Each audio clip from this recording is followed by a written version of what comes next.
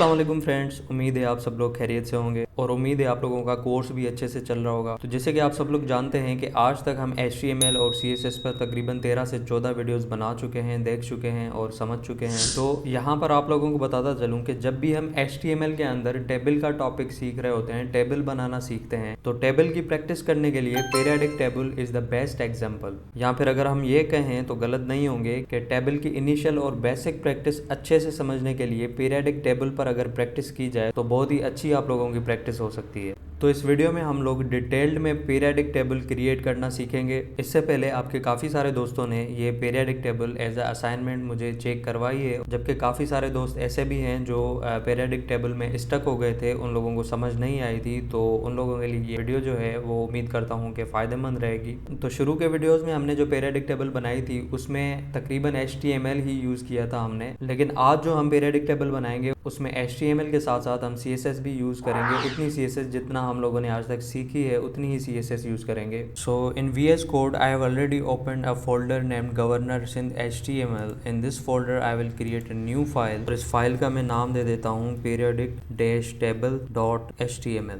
तो फिलहाल हम करेंगे HTML पे काम, उसके बाद हम CSS की फ़ाइल बनाएंगे और एक्सटर्नल CSS अप्लाई करेंगे। वो सीक्वेंस के साथ चलेंगे, स्टेप बाय स्टेप चलेंगे ताकि आप लोगों को समझने में भी आसानी हो। तो HTML फ़ाइल मेरी यहाँ पर ओपन हो चुकी है। इसके अंदर सबसे पहले जिस तरह हम करते हैं अपना बॉयलर प्लेट कोड इंसर्ट कर लेंगे, उसके बाद बॉडी के टैग के अंदर आकर अपनी वर्किंग करेंगे। अब काम शुरू करने से पहले हमें जो चीज़ बनानी है, सबसे पहले हम वो चीज़ अपने सामने रखेंगे, एक स्ट्रक्चर जो है पीरियडिक टेबल का, उसको देखते हुए ही हम काम करते हुए जाएंगे सीक्वेंस के साथ। तो आप लोग इंटरनेट पर चले जाएंगे और कोई भी पीरियडिक टेबल आप डाउनलोड कर लेंगे।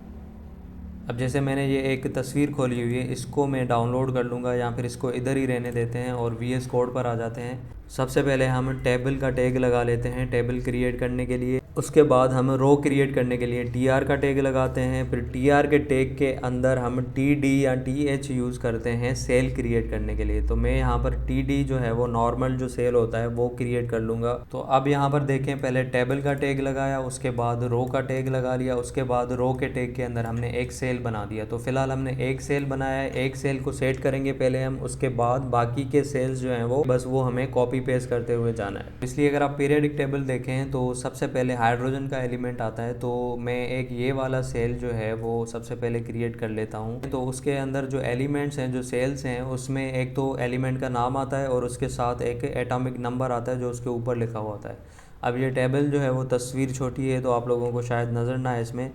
तो यहाँ से मैं कोई और इमेज जो है वो ओपन कर लेता हूँ, इसमें कुछ ज़्यादा नज़र आ रहा है। तो ये देखें, ये सबसे पहले ऊपर एटॉमिक नंबर है, उसके नीचे एलिमेंट का नाम है। तो इसी तरह से हमने भी सेल के अंदर सिर्फ दो ही चीज़ें रखनी है, एक एटॉमिक नंबर रखना है और उसके नीचे जो है वो उसका एलिमेंट का नाम रखना है। तो यहाँ पर हम क्या करेंगे, एक ही सेल बनाएंगे, सेल एक ही होगा। उसके अंदर अगर मैं पैराग्राफ का एलिमेंट यूज़ करूं और उसके अंदर मैं ये चीज़ें लिखूं, दो पैराग्राफ के एलिमेंट लगा लूं और एक के अंदर मैं 1 लिखूं और दूसरे के अंदर मैं H लिख लेता हूं। तो अब आप लोगों को पता है कि पैराग्राफ जो है वो एक नॉर्मल सा एलिमेंट होता है जिसके अंदर हम पैराग्राफ लिखते हैं और इसकी लाइन की हाइट हम कम ज़्यादा कर सकते हैं। तो इसका हम रिज़ल्ट देख लेते हैं। सबसे पहले अपने वेब पेज के ऊपर चलते हैं। तो ये वेब पेज जो है वो हमारा ओपन हो गया। यहाँ पर कुछ छोटा सा नज़र आ रहा है, इसको सबसे पहले तो मैं सेंटर पे अगर कर लूँ, ये टेबल में चाहता हूँ कि पूरी जो भी मैं टेबल बनाऊँ वो सेंटर पे आए मेरे वेब पेज पे। तो उसके लिए मैं यहाँ पर सेंटर का टैग यूज़ करूँगा। टेबल से पहले सेंटर का टैग यहाँ पर ओपन किया और ये क्लोजिंग टैग जो है वो मैं टेबल के क्लोजिंग टैग के बाद में यहाँ पर आकर पेस्ट कर लूँगा इस तरह से। तो अब हमारा जो टेबल होगा वो पूरा वेब पेज के सेंटर पे होगा। ये देखें, ये 1H जो है ये सेंटर पे आ चुका है। तो यहाँ पर अगर मैं एक और काम करूँ, टेबल के ओपनिंग टैग के अंदर जाकर जिस तरह हमने बॉर्डर लगाना सीखा था टेबल के टैग के अंदर, 1 पिक्सल अगर मैं लिख दूँ फ़िलहाल। अब अगर हम बॉर्डर लगा के काम करेंगे तो हमें काम करने में बड़ी आसानी हो जाएगी। ये देखें, अब कुछ समझ आ रहा है कि इस तरह से हमारा बॉक्स बना हुआ है, एक सेल बना हुआ है। इसको अगर आप लोग थोड़ा ध्यान से देखें, इसको मैं जूम कर लेता हूँ तो आप लोगों को बॉर्डर में दो लाइनें नज़र आ रही होंगी। तो जो बाहर वाली लाइन है वो टेबल के बॉर्डर को शो करती है और जो अंदर वाली लाइन है वो जो है वो एक सेल के बॉर्डर को रिप्रेजेंट करती है। तो यहाँ पर फॉर सपोज़ मैं एक और सेल बना दूँ, इस सेल को कॉपी करके इसके नीचे यहाँ पर पेस्ट कर दूँ तो एक और सेल बन जाएगा। तो अब देखें, अब ये जो बाहर वाली लाइन है ये दोनों सेल्स को घेर रही है और जो अंदर वाली एक लाइन है वो एक एक सेल के ऊपर आ रही है। तो बॉर्डर आप लोगों को समझ आ गया होगा, ये बॉर्डर वही है जो हमने यहाँ पर दिया था। जब हम टेबल के टैग के अंदर बॉर्डर देते हैं तो ये बॉर्डर जो है ये टेबल को भी अप्लाई हो जाता है और सेल्स को भी अप्लाई हो जाता है। तो अब मैं यहाँ पर आकर सेल्स की मैं चाहता हूँ कि थोड़ी सी हाइट और विड्थ जो है वो सेट कर लूँ अभी से। तो मैं अभी से एक CSS की फ़ाइल यहाँ पर क्रिएट कर लेता हूँ। अब ये ध्यान रखना है कि उसी फोल्डर के अंदर क्रिएट करनी है जिसमें हमारी पीरियडिक टेबल पड़ी हुई है, वहाँ पर ही जाकर मैं यहाँ पर क्रिएट फाइल पर क्लिक कर लूँगा और यहाँ पर मैं इसका नाम रख लेता हूँ periodic-table.css। तो ये CSS की फ़ाइल हमारी यहाँ पर बन चुकी है। अब जैसे हमारे सेल्स हैं टेबल के अंदर, वो सारे के सारे जब हमें एक ही जैसे रखने हैं, जैसे यहाँ पर आप लोग देखें ये सारे जो सेल्स हैं, जब सबसे पहले हमने जो टेबल खोली थी वही खोल लेते हैं ये वाली। तो देखें सेल्स जो हैं वो सारे तकरीबन उनकी सेम ही प्रॉपर्टीज़ हैं, सिर्फ कलर चेंज हो रहे हैं। तो यहाँ पर अगर मैं एक काम करूँ, यहाँ पर TD जो सेल का जो एलिमेंट है, ये वाला जो एलिमेंट है TD का, अगर एलिमेंट सिलेक्टर में बना के इसके अंदर मैं कर्ली ब्रैकेट्स के अंदर यहाँ पर CSS अप्लाई कर दूँ और विड्थ और हाइट में यहाँ पर सेट कर दूँ तो सब पे अप्लाई हो जाएगी।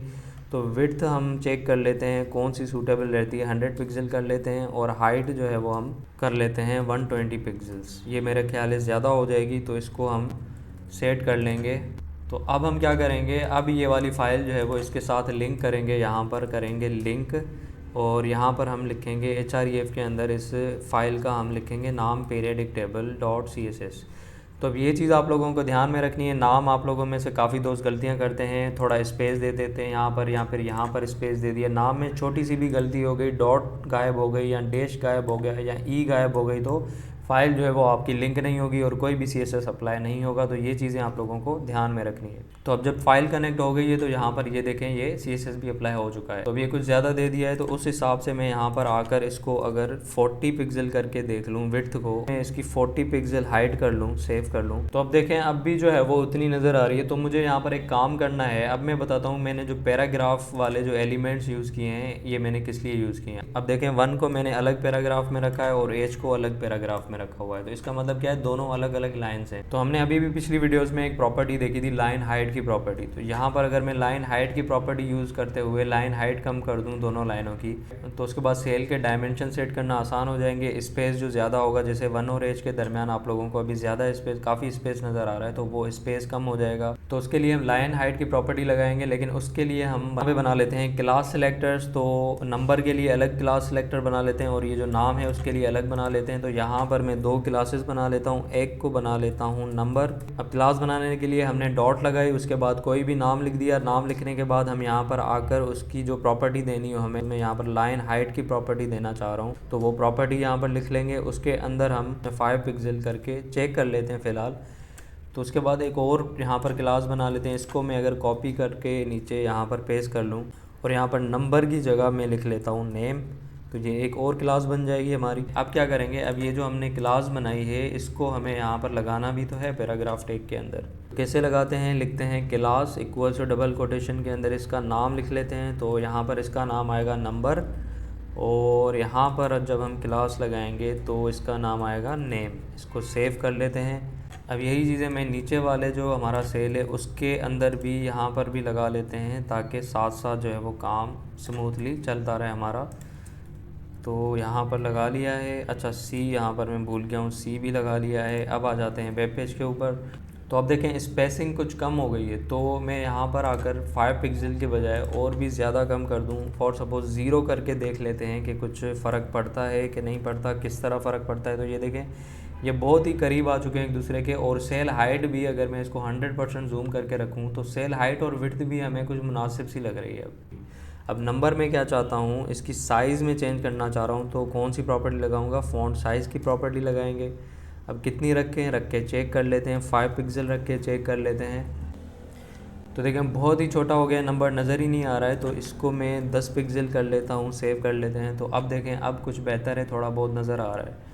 तो इसको अगर आप लोग चाहें तो बोल्ड भी कर सकते हैं। यहाँ पर बोल्ड कैसे करते हैं, कौन सी प्रॉपर्टी होती है, फ़ॉन्ट वेट की प्रॉपर्टी होती है बोल्ड करने के लिए। यहाँ पर हम इसको बोल्ड कर लेंगे और देखते हैं तो ये देखें ये कुछ इस तरह से नज़र आ रहा है। तो साइज़ चाहें तो आप लोग बढ़ा भी सकते हैं, इसको 12 पिक्सल कर लेते हैं फ़िलहाल, ताकि आप लोगों को कुछ नज़र भी है, ऐसा ना हो कि वीडियो में आप लोगों को कुछ नज़र ही ना आए। तो अब आप लोग देखें 1 की साइज़ भी कम हो चुकी है और बोल्ड भी हो चुका है। तो इसी तरह हम इसको भी बोल्ड करना चाह रहे हैं, तो इसको बोल्ड करने के लिए यही वाली प्रॉपर्टी में नेम के क्लास के अंदर लेकर आ जाऊँगा और यहाँ पर पेस्ट कर लूँगा और सेव कर लूँगा। तो अब देखें ये वाली प्रॉपर्टी जो है वो अप्लाई हो चुकी है। तो मैं यहाँ पर एक और काम करना चाह रहा हूँ, मैं चाह रहा हूँ कि ये 1 और H जो है वो सेंटर पर आ जाएं सेल के। तो उसके लिए भी हमने अभी एक प्रॉपर्टी पढ़ी है टेक्स्ट अलाइन की। तो मैं क्या करूँगा, मैं सेल के एलिमेंट के अंदर जाकर टेक्स्ट अलाइन की प्रॉपर्टी लगा दूँगा यहाँ पर, और यहाँ पर लिख दूँगा सेंटर। तो अब देखें दोनों जो हैं वो सेंटर पर आ चुके हैं।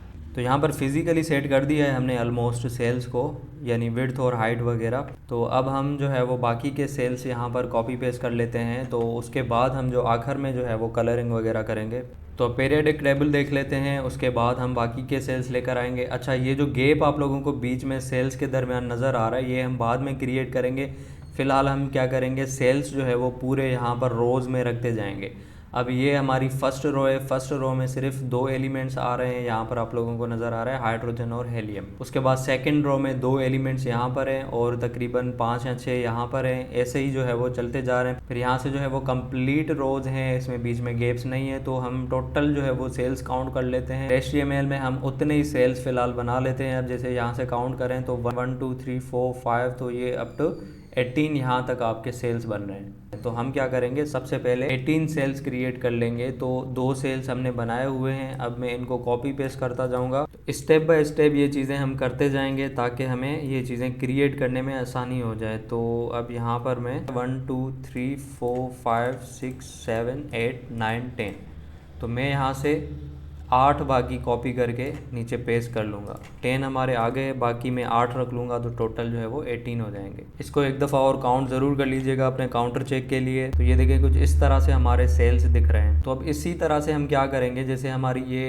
एक रो बन गई है, इसी तरह से हम नीचे भी बाकी की रोज़ बनाएंगे। अब रोज़ भी देख लेते हैं कितनी है। इसको अगर हम 1 रो काउंट करें, 1 2 3 4 5 6 7, तो यहाँ तक 7 रोज़ बन रही हैं। पहले हम ये वाली टेबल क्रिएट कर लेंगे, उसके नीचे बाद में हम यहाँ पर ये जो 2 रोज़ हैं इसके अंदर हम बाद में आएंगे। एक रो हमारी यहाँ से लेके यहाँ तक मुकम्मल हो गई है, इसको हम कॉपी पेस्ट करते हुए जाएंगे। यहाँ से मैं इसको अगर कॉपी कर लूँ और इस तरह से मैं 7 रोज़ बना लूँ नीचे, यहाँ पर आकर पेस्ट कर लिया। उसके बाद नीचे आ गए, ये 3 हो गए, 4 5 6 7, सेव करके चेक कर लेते हैं। 1 2 3 4 5 6 7 रोज़ हमारी कंप्लीट हो चुकी हैं। तो इस स्टेप के बाद हम एक और स्टेप कर लेते हैं। अच्छा, यहाँ पे आप लोगों को एक और एडवाइस करता चलूँ कि जिस तरह हमने ये रोज़ बना ली हैं, उस तरह हम यहाँ पे अपनी रेफरेंस के लिए, ताकि हम कंफ्यूज ना हो, तो यहाँ पर हम कमेंट के अंदर रोज़ को मेंशन कर सकते हैं कि कौन सी रो में काम कर रहे हैं। तो मैं इसको नाम दे देता हूँ रो 1, और इस तरह से हम जो है यही कमेंट जो है वो हम नीचे भी कॉपी पेस्ट कर लेते हैं हर रो के ऊपर, ताकि हमें काम करने में आसानी हो। और अगर रोज़ के बीच में इस तरह से स्पेस रख लें तो भी ठीक रहेगा। तो यहाँ पर इसको मैं कर देता हूँ रो 2। इसी तरह हम जो है वो 7 रोज़ हमने बनाई हैं, तो 7 की 7 रोज़ में ये लिख देंगे। तो यहाँ पर मैं कर देता हूँ रो 3। तो अब क्योंकि हमने रेफरेंस दे दिया है तो हमें काम करने में आसानी होगी, अब कोई मुश्किल नहीं होगी, क्योंकि हम रो बाय रो काम करते हुए जाएंगे। तो अब हम आ जाते हैं यहाँ पर और अब देख लेते हैं कि हमें क्या करना है। अब जैसे आप लोगों को यहाँ पर स्पेस नज़र आ रहा है, पहली रो में सिर्फ हाइड्रोजन और हीलियम है, बाकी बीच में स्पेस है। इसी तरह दूसरी और तीसरी रो में भी स्पेस आ रहा है। अब ये स्पेस कैसे लेकर आएंगे हम, तो यहाँ पर पहली रो में पहले कॉलम में सिर्फ एक सेल आ रहा है और एक लास्ट वाले कॉलम में आ रहा है। तो हम क्या करेंगे, VS कोड में आ जाते हैं और यहाँ पर आ जाते हैं। अब ये हमारी फर्स्ट रो है ना, अब हम क्या करेंगे, पहला जो सेल है उसको रहने देंगे और जो लास्ट वाला सेल है उसको भी रहने देते हैं। बाकी जो बीच वाले सेल हैं मैं फ़िलहाल यहाँ से हटा देता हूँ, इसको हटा देते हैं, ठीक है।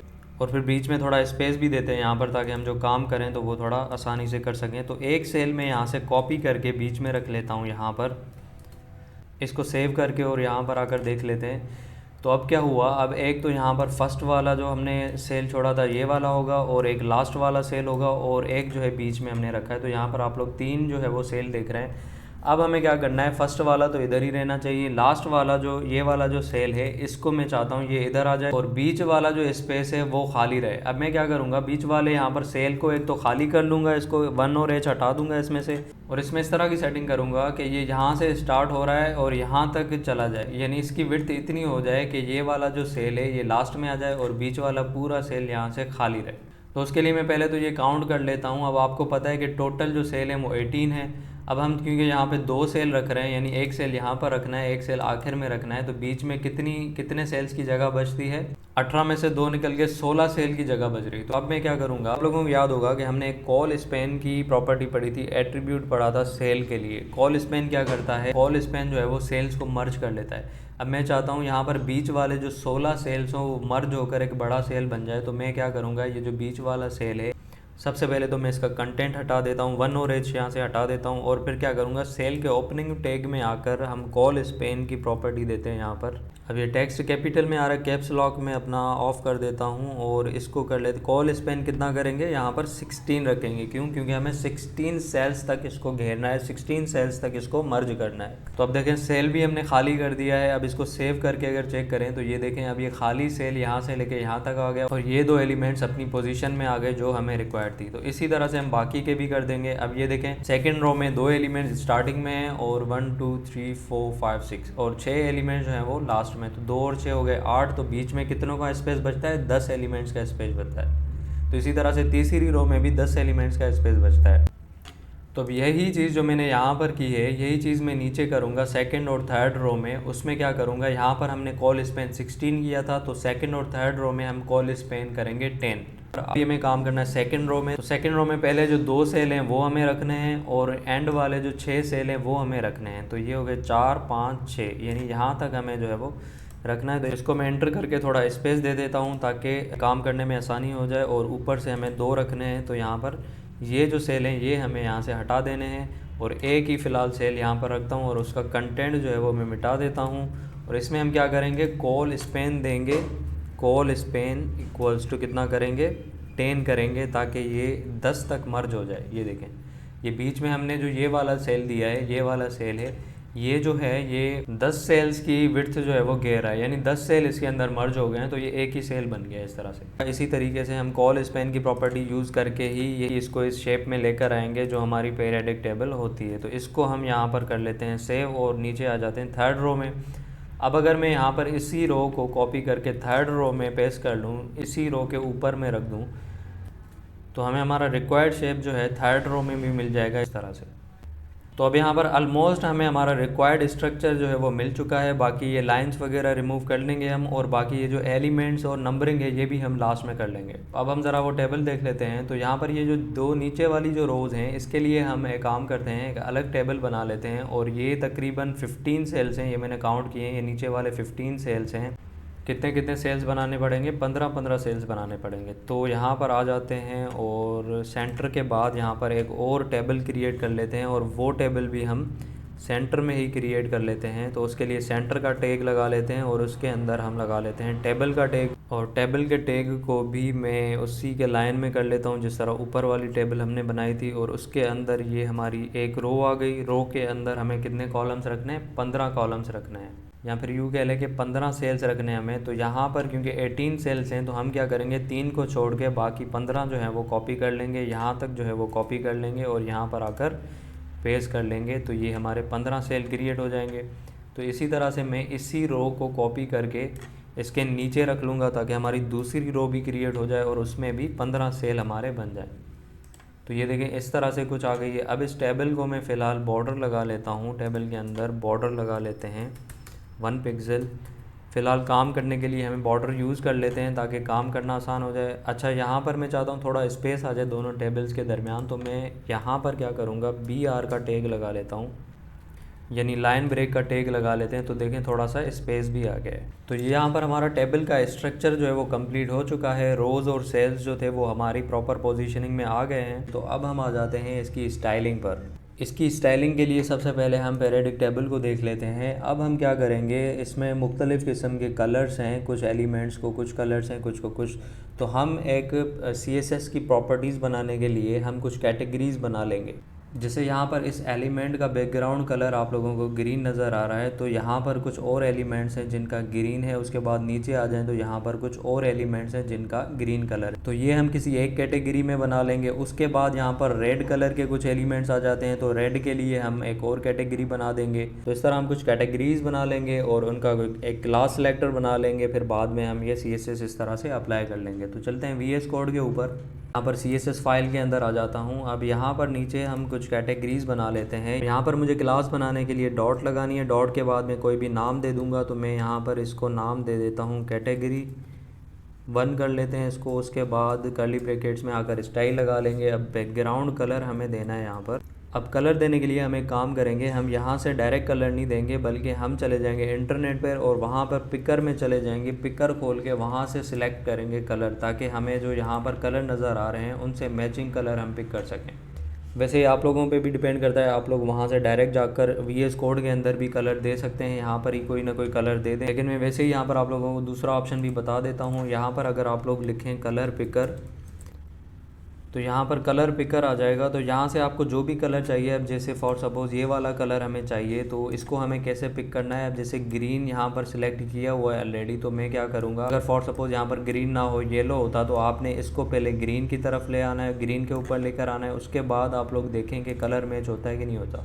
उसके बाद यहाँ पर अगर थोड़ा इसको मैं अगर लाइट कर दूँ, इस तरह कर दूँ, तो अब देखें, अब मुझे लग रहा है कि कलर जो है वो इस पॉइंट पे आके थोड़ा सा इसके साथ मैच कर रहा है। उसके बाद क्या करेंगे, पॉइंटर को उस जगह पे रख के हम RGB वैल्यूज़ यहाँ से कॉपी कर लेंगे। RGB वैल्यूज़ कॉपी करके VS कोड के अंदर आ जाएंगे और यहाँ पर हमें सबसे पहले लिखना पड़ेगा RGB। उसके बाद ब्रैकेट लगाएंगे, उसके अंदर वैल्यूज़ जो होंगी वो पेस्ट कर लेंगे। अब ये चीज़ मैं पिछली वीडियो में भी आप लोगों को बता चुका हूँ कि RGB में हम लोग कलर किस तरह देते हैं। इसको सेव करने के बाद HTML की फ़ाइल के अंदर आ जाते हैं और यहाँ पर हम आ जाते हैं फर्स्ट रो के ऊपर। जो हमारी फर्स्ट रो होगी उसके अंदर हमारा ये वाला जो आइटम है H का, उसके अंदर ये क्लास लगा लेना है जो हमने अभी कैटेगरी क्रिएट की है। अब यहाँ पर मैं लिखूँगा क्लास इक्वल्स टू, नाम के अंदर लिखूँगा अभी जो हमने नाम लगाया था, क्या दिया था, कैटेगरी 1। अब चेक कर लेते हैं वेब पेज के ऊपर कि ये कलर लगा है कि नहीं लगा। तो ये देखें, ये कलर जो है वो लग चुका है। अब इसी तरह से हमें बाकी के सेल्स के ऊपर भी कलर लगाना है। अब ये देखें, ये वाली कैटेगरी का कलर है और किस किस को आएगा। अब ये देखें, अगर सेकंड रो में हम आ जाएं और लास्ट से अगर हम काउंट करें, तो ये हो गया सेकंड, थर्ड, फोर्थ और फिफ्थ। लास्ट से अगर आप आएँ तो सेकंड, थर्ड, फोर्थ और फिफ्थ सेकंड रो का। तो सेकंड रो ये वाली हमारी, इसके हमें लास्ट के सेल से स्टार्ट अगर हम करें तो सेकंड यानी यहाँ पर आएगा। इसको हम कर लेते हैं क्लास, बल्कि हम कर लेंगे यहाँ से ये वाला कॉपी, यानी ये वाला सेल इधर कर लेंगे पेस्ट, और फिर ये वाला थर्ड सेल, उसके बाद फोर्थ सेल में यही कैटेगरी कॉपी कर लेंगे, उसके बाद फिफ्थ सेल में यही हम पेस्ट कर लेंगे और सेव कर लेंगे। अब चेक कर लेते हैं यहाँ पर आकर, तो ये देखें ये इस तरह से अप्लाई हो चुका है। उसके बाद यहाँ पर दोबारा देख लेते हैं। अब थर्ड रो में आ जाएं, थर्ड रो के लास्ट से काउंट करें तो ये सेकंड, थर्ड और फोर्थ सेल पे, तो थर्ड रो में आ जाते हैं। ये हमारी थर्ड रो है। थर्ड रो के लास्ट सेल से अगर हम काउंट करें तो ये फर्स्ट, सेकंड में अप्लाई करना है, पेस्ट कर लिया। यही वाला क्लास कैटेगरी 1 पेस्ट कर लेना है। उसके बाद यहाँ पर आ जाते हैं, पेस्ट कर लेते हैं क्लास कैटेगरी 1 और पेस्ट कर लेते हैं यही चीज़, और फिर चेक कर लेते हैं। ये देखें, ये तीनों पे अप्लाई करना था और इसी तरह हमारे यहाँ पर तीनों पे अप्लाई हो चुका है। उसके बाद फोर्थ रो आ जाती है। फोर्थ रो में अगर लास्ट से काउंट करें तो यहाँ पर सेकंड और थर्ड को है। अब ये फोर्थ रो है हमारी, फोर्थ रो के ये लास्ट सेल है, लास्ट के बाद जो सेकंड है इसके अप्लाई कर लेंगे, और उसके बाद ये थर्ड वाला जो सेल है इस पे कर लेंगे अप्लाई और सेव कर लेंगे। उसके बाद देख लेते हैं, उसके बाद आ जाएँ जी, ये हमारी फिफ्थ रो है। फिफ्थ रो के अंदर आ जाते हैं। फिफ्थ रो के अंदर आ गए, ये हमारी फिफ्थ रो है। फिफ्थ रो के जो लास्ट सेकंड लास्ट है सिर्फ उस पर, ये सेकंड लास्ट है,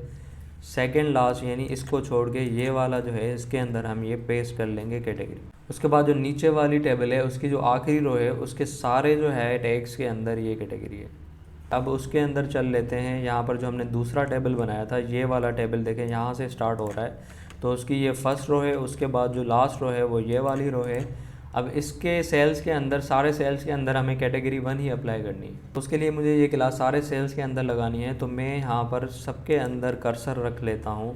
फिर हम एक ही दफ़ा उसको पेस्ट कर लेंगे जो हमने क्लास कॉपी कर रखी है। अब ये जो मैं जिस तरह लगा रहा हूँ कर्सर एक साथ ही आप लोगों को नज़र आ रहे होंगे, ये लगते जा रहे हैं। ये किस तरह लगाने, ये आप लोगों को अल्ट प्रेस करके रखना है। अल्ट प्रेस करने के बाद आप लोगों को 1 बाय 1 यहाँ पर क्लिक करना है जहाँ पर आप लोगों को चीज़ पेस्ट करनी है, तो एक साथ सब पर ये आ जाएगा। ये देखें, ये नज़र आ रहा होगा आप लोगों को कि अभी कर्सर जो है वो सबके ऊपर आ चुके हैं, यानी इतने कर्सर हमारे बन गए, तकरीबन 15 कर्सर बन गए। तो स्पेस दूंगा तो स्पेस आ जाएगा, उसके बाद मैं यहाँ पर पेस्ट कर लूँगा। तो देखें कैटेगरी 1 की क्लास जो है वो सारे सेल्स के अंदर पेस्ट हो गई है। इसको कर लेंगे सेव। अब ये अगर कर्सर हमें ख़त्म करने हो, सारे एक ही कर्सर करना हो, तो जस्ट आप क्लिक कर लें या स्केप दबा दें, तो देखें ये आपका जो कर्सर है वो एक ही हो चुका है। इसको कर लेते हैं सेव। सेव करने के बाद चेक कर लेते हैं, यहाँ पर साथ साथ चेक भी करते जाते हैं। तो ये देखें ये सब पे अप्लाई हो चुका है। तो अब हम सबसे पहले सारी कैटेगरीज बना लेते हैं, कलर वाइज बना के उसके बाद अप्लाई कर लेते हैं। सबसे पहले हम यहाँ पर ये सारी कैटेगरीज बना लेते हैं। तो इसको अगर मैं कॉपी पेस्ट कर लूँ यहाँ पर नीचे, तो यहाँ पर काउंट भी कर लेते हैं कितनी कैटेगरीज़ हैं। ग्रीन हमने बना ली है जो कि कैटेगरी 1 में हमने डाल दी थी। उसके बाद रेड को हम कैटेगरी 2 कह लेते हैं। उसके बाद 3 में ये ऑरेंज आ जाएगा। उसके बाद 4 में हम ये स्काई ब्लू टाइप आ रहा है, कुछ इस तरह का कलर है, तो ये हो जाएगी कैटेगरी 4। उसके बाद ये पर्पल आ जाएगा कैटेगरी 5 के अंदर।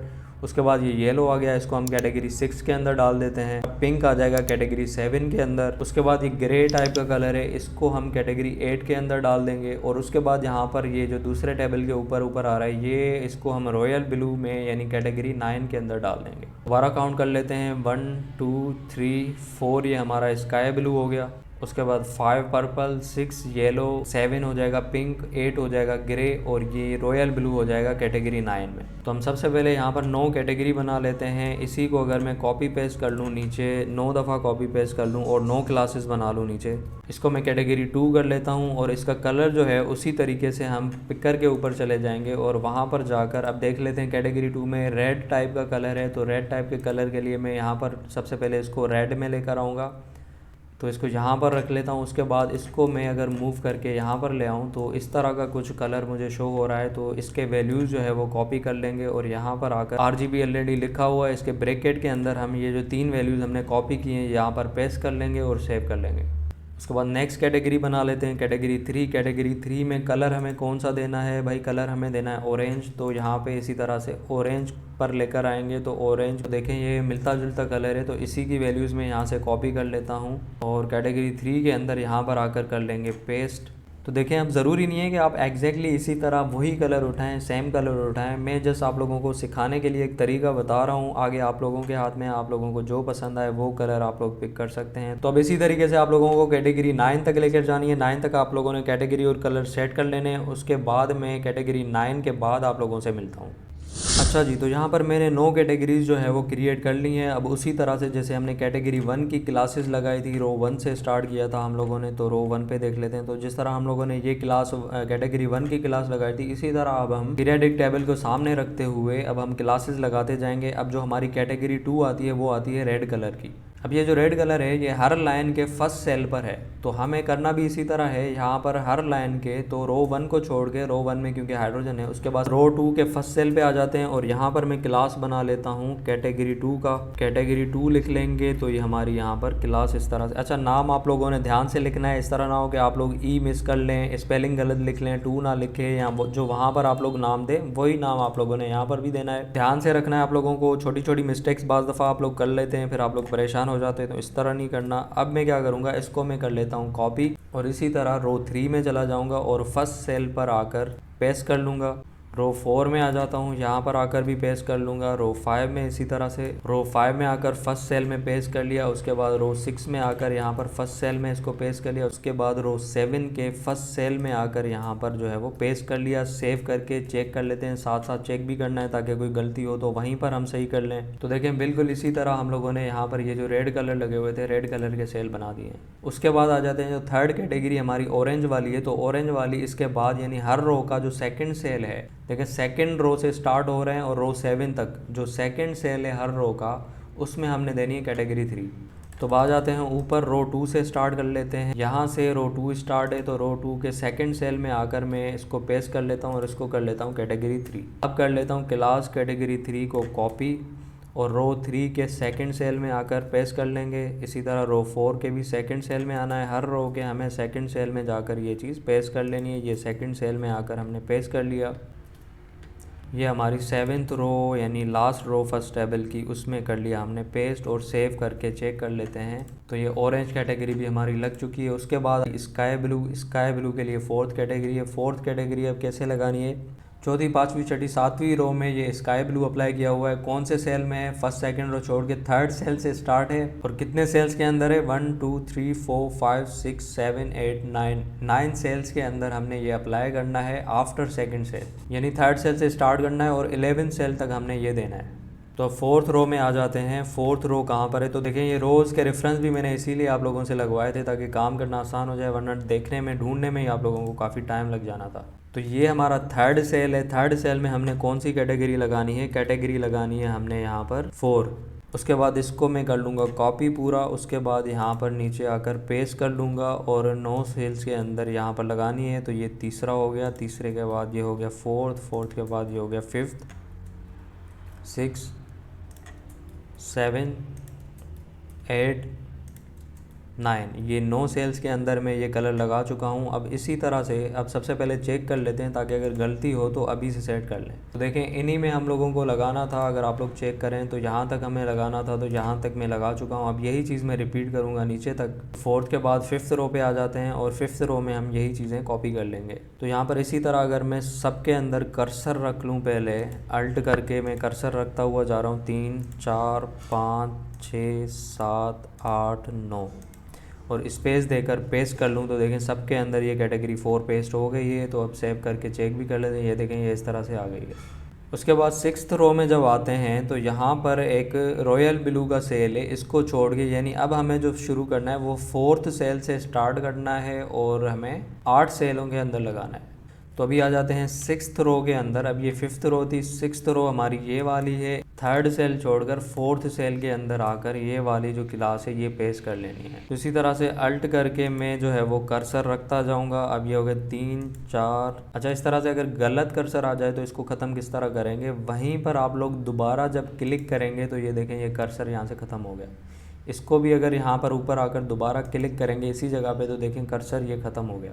इस तरह से गलत कर्सर आ जाए तो आप लोग ख़त्म भी कर सकते हैं। तो मैंने अल्ट प्रेस किया और दोबारा से कर्सर लगाना शुरू किया। अब 4 हो गए, 5 6 7 8 सेल्स के अंदर हमें ये लगाना है। तो इसको यहाँ पर कर लूँगा पेस्ट, लेकिन सॉरी स्पेस देना था, पहले स्पेस दिया फिर पेस्ट कर लिया। इस तरह से सेव कर लिया और चेक कर लेते हैं। तो ये देखें ये इस तरह से अप्लाई हो चुका है। उसके बाद दोबारा देख लेते हैं यहाँ पर। अब यहाँ पर 7वीं रो के अंदर 1 2 3 4 5 सेल्स के अंदर ये कैटेगरी आएगी। स्टार्ट कहाँ से होगा, चौथे सेल से स्टार्ट होगा। तो कितने सेल्स के अंदर ये कैटेगरी लगानी है, 5 के। 1 ये हो गया, 2 3 4 5, यहाँ पर स्पेस दिया और पेस्ट कर लिया और सेव कर लिया। चेक कर लेते हैं। तो ये देखें ये इस तरह से आ चुका है। इसके बाद कैटेगरी दूसरी आ जाएगी, पर्पल कैटेगरी आ जाती है। पर्पल कैटेगरी कहाँ से स्टार्ट हो रही है, 3rd रो में पर्पल कैटेगरी है एक। अब ये पीछे से अगर काउंट करें तो इजी रहेगा। ये 3rd रो आ जाती है हमारी। 3rd रो में ये कौन से नंबर पे है, 1 2 3 4 5 6। अब 3rd रो में पीछे से अगर काउंट करें तो 6th सेल में आएगी कैटेगरी 5 आ जाएगी। तो आ जाते हैं भाई तीसरी रो के अंदर। ये तीसरी रो है, नीचे से काउंट करेंगे तो 1 2 3 4 5 6, इसके अंदर ये हमने देना है। कौन सी कैटेगरी देनी है, कैटेगरी देनी है 5। तो इसको मैं 5 कर लूँगा यहाँ पर और सेव कर लूँगा। तो देखें यहाँ पर अप्लाई करना था तो यहाँ पर अप्लाई हो चुका है पर्पल कलर। उसके बाद नीचे आ जाते हैं 4th रो में। 4th रो में कौन सा सेल है, पीछे से 6th और 7th। तो 4th रो ये है हमारी, पीछे से 6th और 7th, 1 2 3 4 5 6, यानी यहाँ पर आ जाएगा। इसको कर लेते हैं यहाँ पर कैटेगरी 5 और इसको मैं कॉपी कर लेता हूँ ताकि फिर पेस्ट करता जाऊँ। उसके ऊपर भी एक सेल में पेस्ट कर लेना है। तो ये 2 सेल में हमारा आ जाएगा। इस तरह से 2 सेल थे, ये देखें ये 2 सेल में अप्लाई हो चुका है। उसके बाद आ जाते हैं 5th रो में। 5th रो में स्टार्ट हो रहा है 5वें सेल से, पीछे से अगर काउंट करें तो 5वां 6ठा और 7वां। तो 5th रो में आ जाते हैं। ये 5th रो है। 5th रो में 5वां यानी पहला दूसरा तीसरा चौथा 5वां एक यहाँ पर करना है। अल्ट करके यहाँ पर 3 जगहों पे ये मैं पेस्ट कर लूँगा इस तरह से। उसके बाद देख लेते हैं 6ठी रो में आ जाते हैं। तो 3rd से स्टार्ट हो रहा है, 3rd सेल से स्टार्ट हो रहा है और 5 के अंदर लगाना है, यानी तीसरा चौथा 5वां 6ठा और 7वां। तो भाई रो 6 में आ जाते हैं। पीछे से 3rd हो गया, ये हो गया 4th, ये हो गया 5th, ये हो गया 6th, ये हो गया 7th, तो 7 तक मुझे ये पेस्ट कर लेना है, यानी 5 सेल्स के अंदर ये मैंने पेस्ट कर लिया, सेव कर लिया। और यहाँ पर आ जाते हैं फिर उसके बाद ये 7th रो के अंदर। अब 7th रो के अंदर सिर्फ एक ही सेल है और ये सेल नंबर पीछे से काउंट करें तो ये 7वां सेल बनता है। तो यहाँ पर 7वीं रो के अंदर आ गए और 7वां सेल देख लेते हैं भाई, 1 2 3 4 5 6 7, यहाँ पर कर लेना है पेस्ट और सेव कर लेते हैं और फिर चेक कर लेते हैं। तो ये देखिए अरेंजमेंट हमारी कंप्लीट हो चुकी है कैटेगरी नंबर 5 की। उसके बाद आ जाता है हमारा कैटेगरी 6, जो कि ये येलो कलर्स आप लोगों को यहाँ पर नज़र आ रहे हैं। अब येलो की भी इसी तरह करेंगे, पीछे से काउंट करते हुए आएंगे और ये क्लास जो है वो हम रखते हुए जाएंगे। तो मैं आपसे मिलता हूँ येलो की कैटेगरी लगाने के बाद।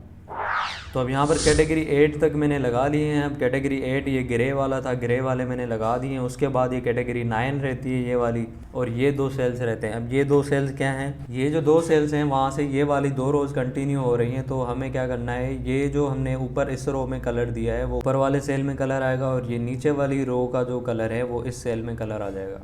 यानी एक में कैटेगरी 9 लगा देंगे और दूसरे में कैटेगरी 1 लगा देंगे। तो सबसे पहले तो हम इस रो पे कलर लगा लेते हैं कैटेगरी 9 वाला। अब ये जो है वो आखिरी टेबल की जो सेकंड टेबल है, इसका जो फर्स्ट रो है, ये वाली जो फर्स्ट रो है, इसके अंदर जो सेल है इन सबों के अंदर हमें कैटेगरी 9 लगानी है। तो उसी तरह से मैं क्या करूँगा, इनको सबको पहले कर्सर रख दूँगा इसके अंदर ताकि लगाने में आसानी हो जाए, ईज़िली मैं एक ही टाइम पर लगा सकूँ सबके अंदर। तो कर्सर लगाने का तरीका अल्ट करके और क्लिक करते हुए जाएंगे, स्पेस देंगे और यहाँ पर पेस्ट कर लूँगा। अब मैं क्या करूँगा, यहाँ पर मुझे 7 की जगह मुझे क्या करना है, 9 देना है। यहाँ पर कैटेगरी सेव कर लेते हैं और फिर चेक कर लेते हैं। यहाँ पर ये देखें ये रॉयल ब्लू कलर आ चुका है। अब यही रॉयल ब्लू कलर मुझे इस सेल में देना है। तो ये कौन सी रो है, ऊपर वाली टेबल की 6th रो है और 3rd सेल है। तो आ जाते हैं यहाँ पर 6th रो में आ जाते हैं, ये 6th रो है और ऊपर से 3rd सेल यानी ये वाला जो सेल है हमारा, इसके अंदर हमें कैटेगरी 9 देनी है। तो इसको ये लगा के सेव कर लेते हैं और उसके बाद आ जाते हैं 7th रो में जो 3rd सेल है, यानी ये वाला जो सेल है इसके अंदर हमने ये वाला ग्रीन कलर देना है। तो इसके अंदर हम कैटेगरी 1 लगा लेते हैं। इसको यहाँ पर 7 हटा के मैं 1 कर देता हूँ और सेव कर लेते हैं और फिर सेव करके और चेक कर लेते हैं। तो कलर जो है वो सबके ऊपर हमने लगा दिया है। अब मुझे देनी है एक हेडिंग टेबल के ऊपर जिसके अंदर मुझे लिखना है पीरियडिक टेबल। तो उसके लिए मैं सबसे ऊपर आ जाऊँगा और जो मेरी पहली टेबल है उसके ऊपर यानी यहाँ पर सेंटर के टेग के नीचे, ताकि जो हेडिंग दूँ वो भी सेंटर पर ही आ जाए, तो इसके अंदर मैं लिख लूँगा पीरियडिक टेबल और कर लूँगा सेव। और फिर यहाँ पर आकर चेक कर लेंगे तो देखें इस तरह से कुछ नज़र आएगी। यहाँ पर एक और काम कर लेता हूँ। अब लास्ट में जो हमने काम करना था, क्योंकि सारी सेटिंग हो चुकी है, तो मैं क्या करूँगा, ये जो टेबल का बॉर्डर हमने दिया था इसको यहाँ से हटा देंगे और जो नीचे हमने आखिर में जो टेबल बनाई थी, सेकंड टेबल जो थी, इसके अंदर से भी ये बॉर्डर हटा दूँगा। इससे क्या होगा, एक तो टेबल का अपना बॉर्डर और सब सेल्स का जो बॉर्डर होगा वो हट जाएगा। तो अब सेव करके चेक कर लेते हैं। लीजिए जनाब, ये आप लोगों के रिज़ल्ट जो है वो सामने है। पीरियडिक टेबल पूरी तैयार है। अब बस एक काम रह गया जो आप लोगों ने खुद से करना है, क्योंकि वही काम है यहाँ पर जो सबसे ज़्यादा टाइम टेकिंग है। क्या है, हर सेल में अपना नंबर देना है, अपना वैल्यू देना है, अपना एलिमेंट का नाम लिखना है। अब ये सारा काम मैं वीडियो में नहीं करवा सकता, वीडियो हो जाएगी बहुत ज़्यादा लंबी। हाँ, लेकिन 1-2 रो का मैं करवा के दिखा देता हूँ आप लोगों को।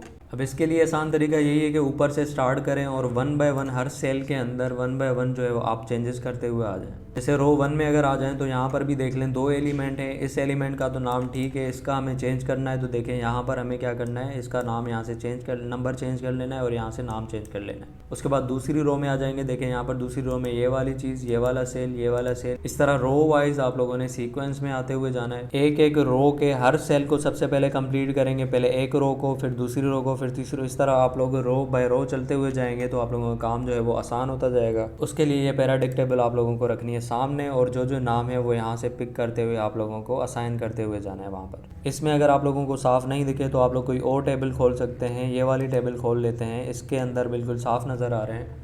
देखें जैसे फर्स्ट रो में जो सेकंड एलिमेंट हमारा उसका एटॉमिक नंबर 2 है और नाम हीलियम में H ही है। तो यहाँ पर आकर इसके 1 की जगह हम लोग लिख लेंगे 2 और यहाँ पर H ही कर लेंगे। इसको कैप्स लॉक ऑन है मेरा, इसको ऑफ़ कर लेता हूँ और यहाँ पर H ही करके सेव कर लेते हैं। और अब आ जाते हैं यहाँ पर, तो देखें ये 2 और H ही हो चुका है यहाँ पर।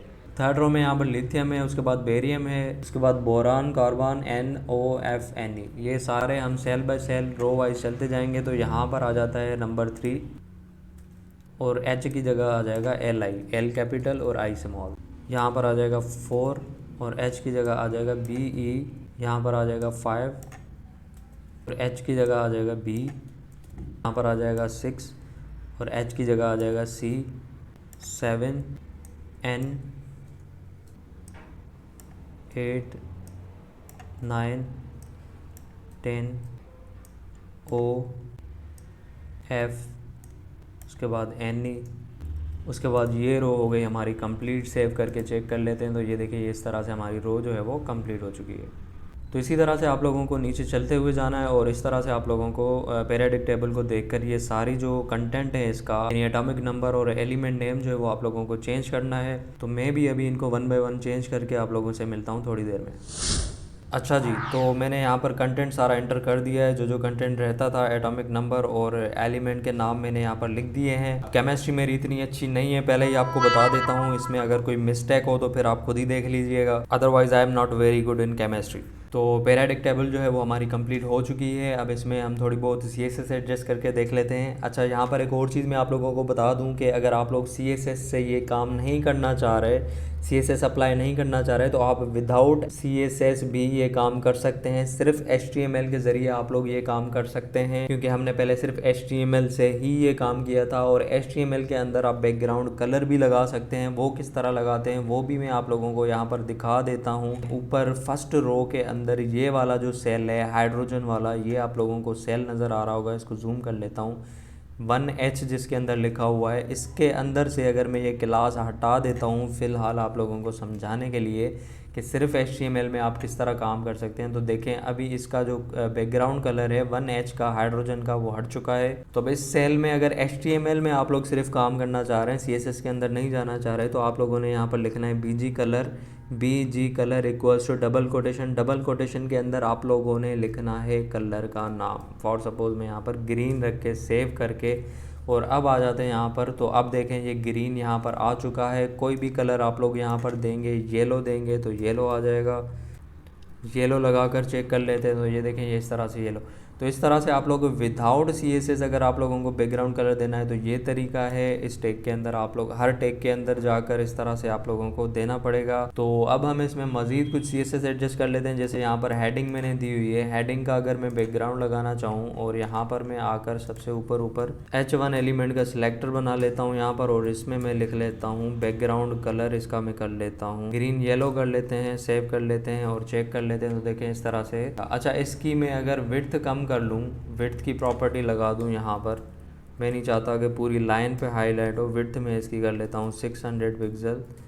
तो इस तरह से हो जाएगा। इसकी मैं हाइट भी सेट कर लेता हूँ। अच्छा, लाइन हाइट की प्रॉपर्टी हमने रिसेंटली पढ़ी है, अगर वो हम लगा लें यहाँ पर और इसको मैं 40 पिक्सल करके चेक कर लेता हूँ, तो देखें लाइन हाइट भी आप लोग इसकी थोड़ी बहुत, ये जो आप लोगों को ग्रीन पीछे बैकग्राउंड नज़र आ रहा है, अगर लाइन हाइट आप बढ़ाएंगे तो ये बैकग्राउंड की हाइट भी बढ़ जाएगी। देखो बढ़ रही है। कि विड्थ अगर मज़ीद कम करना चाह रहे हैं बैकग्राउंड की तो वो भी विड्थ जो है वो कम हो जाएगी। ये देखिए इस तरह से।